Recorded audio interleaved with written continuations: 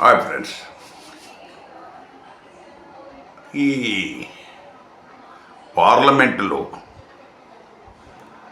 మనకు ఎంపీలు, రాష్ట్రాల్లో ఎమ్మెల్యేలు, సీఎంలు వీళ్ళంతా చాలామంది మీద క్రిమినల్ కేసెస్ పెండింగ్లో ఉన్న వాళ్ళు ఇప్పుడు అధికారంలో ఉన్నారు.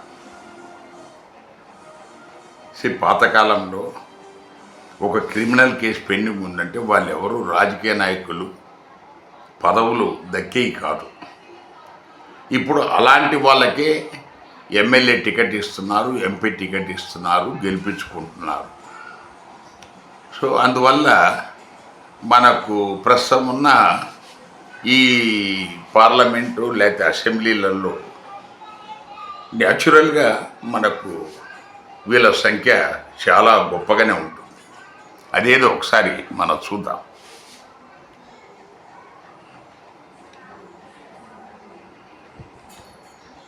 పార్లమెంట్లో 326 మంది ఎంపీలు, తర్వాత దేశంలో 29 రాష్ట్రాల్లో 14 మంది ముఖ్యమంత్రుల పైన క్రిమినల్ కేసులు పెండింగ్లో ఉన్నాయని సుప్రీంకోర్టుకు ఒక అమికస్ క్యూరీ ఒక నివేదిక సమర్పించారు. సో 14 మంది, సగానికి సగం.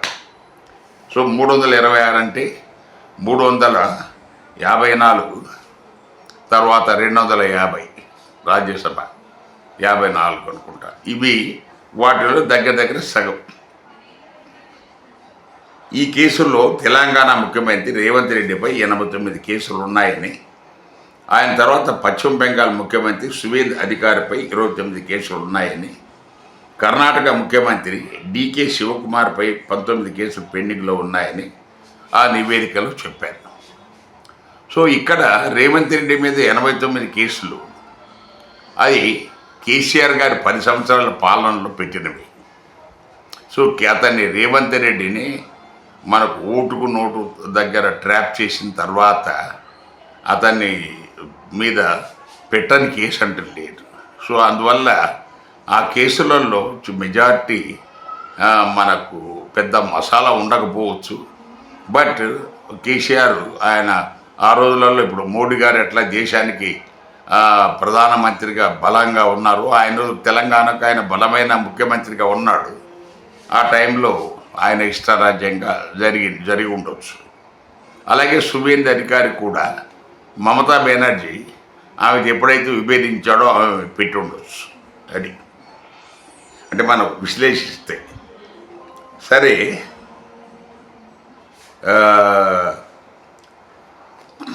లోక్సభలో 543 సభ్యులకు గాను 251 మంది, రాజ్యసభలో 203 మంది సభ్యులకు గాను 75 మంది సభ్యులపై కేసులు పెండింగ్లో ఉన్నాయన్నారు. సో 543కు 251, 50%. అలాగే ఇక్కడ 1/3 రాజ్యసభలో. ఇది ఈ రకమైన ఎమ్మెల్యేలు, ఎంపీలు దేశంలో మన అసెంబ్లీ, లోక్సభలో, పార్లమెంట్లో, రాజ్యసభలో ఉంటూ వాళ్ళు ఈ రకమైన న్యాయబద్ధమైన చట్టాలు చేయగలరు, న్యాయబద్ధంగా వాళ్ళు వ్యవహరించి ప్రజాసేవ చేద్దాము అన్న తపన ఎంతమందికి ఉంటుంది వాళ్ళల్లో. ఇందులో చాలామంది బిజినెస్ పీపుల్ ఉన్నారు. సో ఆ బిజినెస్ పీపుల్ వాళ్ళ బిజినెస్ అభివృద్ధి కోసమే వాళ్ళు అందులోకి వస్తారు. బ్యాంకు లోన్లు, లేదా బ్యాంకు లోన్లు ఎగ్గొట్టడానికి. సో బ్యాంకు లోన్లు మనము ఇవి కట్టకపోయినా కూడా బ్యాంకు వాళ్ళు ఇతని ఆస్తులు జప్తు చేయకుండా, ఇతని సతాయించకుండా కాపాడుకోవడానికి, సో ఈడీలు, ఐటీలు, దాడులు వీటన్నిటిని తప్పించుకోవడానికి వీళ్ళంతా బీజేపీలో చేరారు చాలామంది. సో బీజేపీలోకి పోయినాక మనకు ఎట్లయితే నిర్మా సబ్బు మనకు రుద్దుతున్నాగానే క్లీన్ అయిపోయి మనకు పవిత్రత వస్తుందో, బీజేపీలో చేరిన వారంతా ఆ బాపతే వాళ్ళు. వీళ్ళల్లో మెజారిటీ బీజేపీ సభ్యులని మన వాళ్ళంతా తెలుసుకోవాలి. ఇక్కడ మనం ప్రధానంగా చెప్పదలుచుకున్నది ఏంటంటే,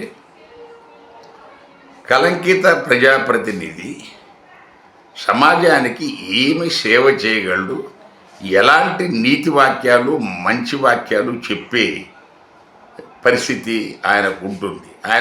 ఆయన హక్కు కోల్పోతాడు. ఎప్పుడైతే ఆయన అవినీతిలో ఉన్నాడు, ఒక కేసు కాకుండా 10 కేసులలో అవినీతిలో ఉన్నారని అన్నప్పుడు ఆయన ఈ loses is right to teach people. So అందువల్ల మనకు రాజకీయ నాయకులు కేసులు ఉన్న వాళ్ళనే వాళ్ళకు టికెట్లు ఇచ్చి రాజకీయ పార్టీలు వాళ్ళను గెలిపించడం ద్వారా మీరు అవినీతిని ప్రోత్సహిస్తున్నారు, కానీ మీరు తగ్గించటం లేదు. అవినీతిని నిర్మూలిద్దామన్న ఆలోచన రాజకీయ పార్టీలకు లేదు అనేది దీని ద్వారా మనకు సుస్పష్టమవుతుంది.